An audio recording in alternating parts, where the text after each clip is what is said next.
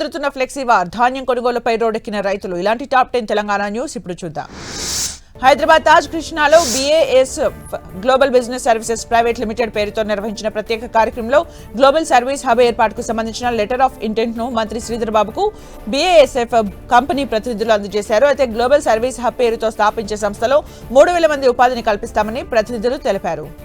Greater Warangal municipal corporation office దగ్గర ఉద్రిక్తత చోటు చేసుకుంది. వరంగల్లో రేపు రైతు సంఘం సదస్సు జరగనుండగా కేటీఆర్ రాకను పురస్కరించుకుని పార్టీ శ్రేణులు ఫ్లెక్సీలు ఏర్పాటు చేశారు. అయితే ఆ ఫ్లెక్సీలను మున్సిపల్ అధికారులు తొలగించారు.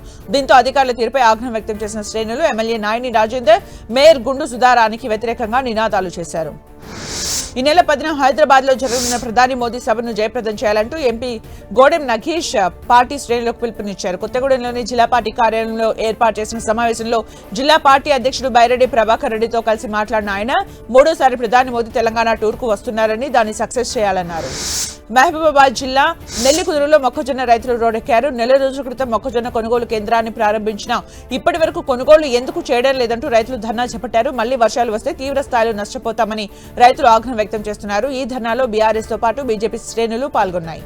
తీర్థయాత్రలకు వెళ్లే వారి కోసం రైల్వే శాఖ ప్రత్యేకమైన భారత్ గౌరవ్ టూరిస్ట్ రైళ్లను నడపడం జరుగుతుందని అసిస్టెంట్ మేనేజర్ టూరిజం వెంకటేష్ తెలిపారు. భారత్ గౌరవ్ టూరిస్ట్ పేరిట ఈ నెల 12 నుంచి జూన్ 26 వరకు 4 ప్రత్యేక ట్రైన్స్ నడుస్తాయని తెలిపారు. ఈ ట్రైన్లు హైదరాబాద్ నుంచి ప్రారంభిస్తున్నట్లు తెలిపారు. వివిధ ప్యాకేజీలు అందుబాటులో ఉంటాయని వివరించారు.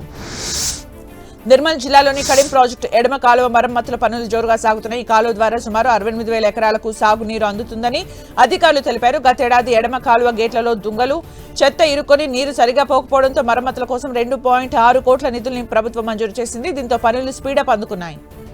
రాబోయే వారం రోజుల్లో జిల్లాలో అకాల వర్షాలు పడే అవకాశం ఉన్నందున రైతులు ముందస్తు ఏర్పాట్లతో సిద్ధంగా ఉండాలని సిద్దిపేట జిల్లా కలెక్టర్ శ్రీమతి కె హైమావతి సూచించారు. 2025-26 యాసంగి సీజన్ కు సంబంధించి జిల్లాలో 427 ధాన్యం కొనుగోలు కేంద్రాలను ఏర్పాటు చేయగా అందులో సుమారు 350 కేంద్రాల్లో ఇప్పటికే కొనుగోలు ప్రక్రియ ప్రారంభించినట్లు ఆమె తెలిపారు.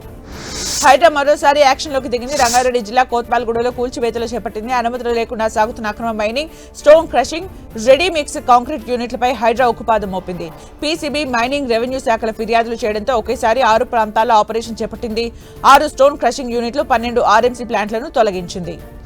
అటు ఘట్కేసర్ సర్కిల్, యానంపేటలో అక్రమ నిర్మాణాలపై మల్కాజ్గిరి మున్సిపల్ కార్పొరేషన్ అధికారులు ఉక్కుపాదం మోపారు. ఘట్కేసర్ డిప్యూటీ కమిషనర్ వాణి ఆదేశాల మేరకు ఏసీపీ రాజీవ్ రెడ్డి, టీపీఎస్ శ్రీదేవులు కూల్చివేతల్ని పర్యవేక్షించారు. మున్సిపల్ అనుమతులు తీసుకోకుండా నిర్మిస్తున్న అక్రమ నిర్మాణాల్ని అధికారులు కూల్చివేశారు. ఆస్తమాకు సరైన శాస్త్రీయ వైద్యం అందరికీ అందుబాటులోకి రావాలని శ్వాస హాస్పిటల్, శ్వాస foundation trust chairman doctor Veerapaneni Vishnu Rao అన్నారు. ప్రపంచ ఆస్తమా దినోత్సవాన్ని పురస్కరించుకుని హైదరాబాద్ నారాయణగూడలో ఉన్న హాస్పిటల్లో ర్యాలీ నిర్వహించారు. 30 ఏళ్లుగా శ్వాస ఆసుపత్రి ఆధ్వర్యంలో నిర్వహిస్తూ ప్రజలు అవగాహన కల్పిస్తున్నట్లు ఆయన తెలిపారు.